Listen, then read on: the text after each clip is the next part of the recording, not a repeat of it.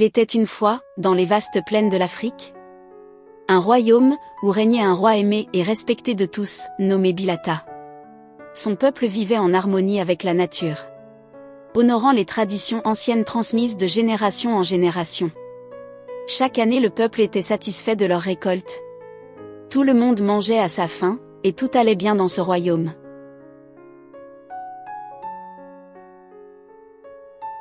Un jour, une terrible sécheresse s'abattit sur le royaume, privant le peuple de ses récoltes et menaçant sa survie. Les rivières se desséchèrent, les champs se fanèrent, et la faim s'installa parmi les habitants. La population se plaignait de la situation actuelle du royaume.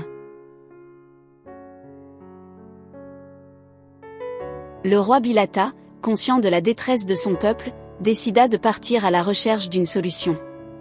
Accompagné de ses plus fidèles conseillers, il entreprit un voyage à travers le royaume, cherchant désespérément un moyen de sauver son peuple de la famine.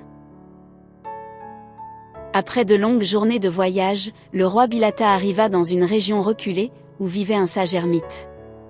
Le roi lui raconta, ainsi les épreuves qu'il traverse avec son peuple.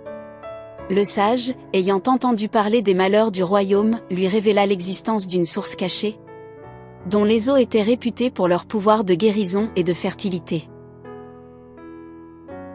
Déterminé à sauver son peuple, le roi Bilata se mit en quête de cette source miraculeuse.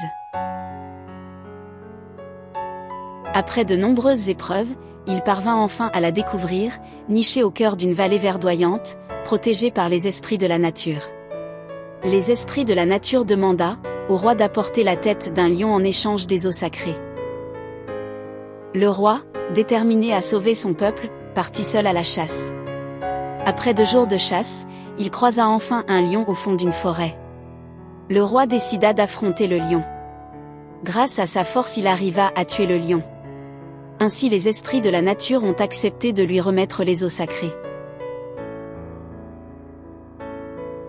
Le roi retourna au royaume, portant avec lui les eaux sacrées de la source cachée. Avec l'aide de son peuple, il entreprit la construction d'un système d'irrigation, qui permit de faire revivre les terres arides, et de sauver les récoltes. Les champs du royaume furent à nouveau fertiles, et la famine fut repoussée. Le peuple célébra la générosité et la sagesse de son roi, reconnaissant pour son dévouement, et son leadership exemplaire.